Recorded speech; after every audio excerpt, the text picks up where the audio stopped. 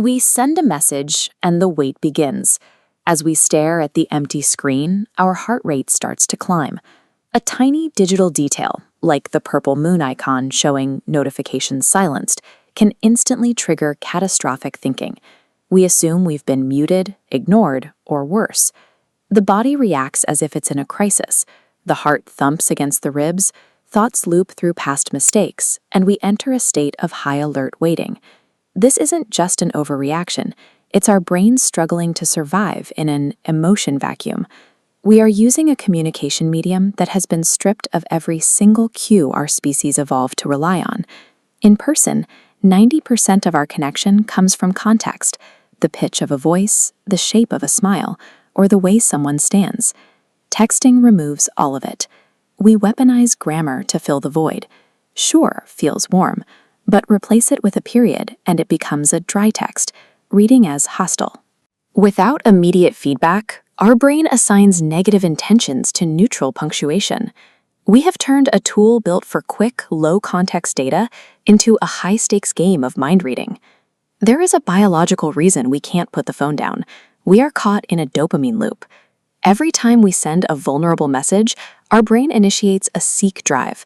We are hunting for the validation of a response. This cycle maps how the brain's reward center gets hijacked. Because a reply's timing is unpredictable, our mind treats it like a slot machine. The wait creates an escalating buildup of dopamine, making the response a chemical hit. This variable schedule keeps us hypervigilant, constantly checking the screen for our reward. When that reward is withheld, the brain responds with neurological withdrawal. This shift triggers a fear-based state, where we perceive the silence as a social threat. To understand why this silence feels so threatening, we have to look at Bowlby's attachment theory, which explores our fundamental human need for emotional safety. For our ancestors, social ambiguity was a danger to survival.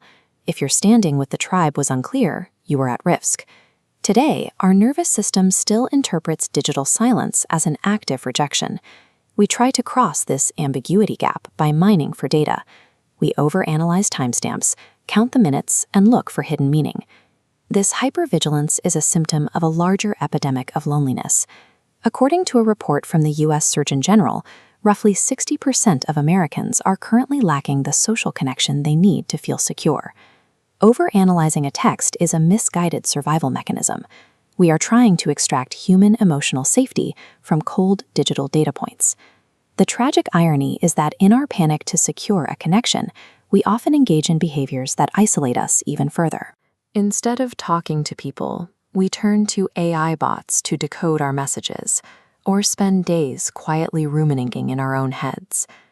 We hide our obsession from our actual friends and family because we're afraid of being judged for our lack of control. By choosing the illusion of digital safety, we are avoiding the very real risks required for authentic human connection. Breaking out of this spiral requires an exercise called the Three Dot Detox, which focuses on regulating the heart and mind. Rather than letting the panic remain a shapeless physical sensation, we start by pinning a label on the specific feeling, whether it's fear, anger, or a sense of disrespect. Moving this energy from an abstract threat into a named observation helps shift the brain from a reactive state to an analytical one. Once that emotion is named, we can intercept our automatic negative assumptions. As this flowchart shows, we intercept the thought, "they are ignoring me," diverting it toward a neutral reality. They're likely busy. Finally, we reach out to an obsess-less support system, trusted people pre-selected for responsiveness, replacing digital silence with real conversation. A smartphone is a tool for information, not a substitute for emotional security. The only cure for digital ambiguity is the willingness to be vulnerable with another human.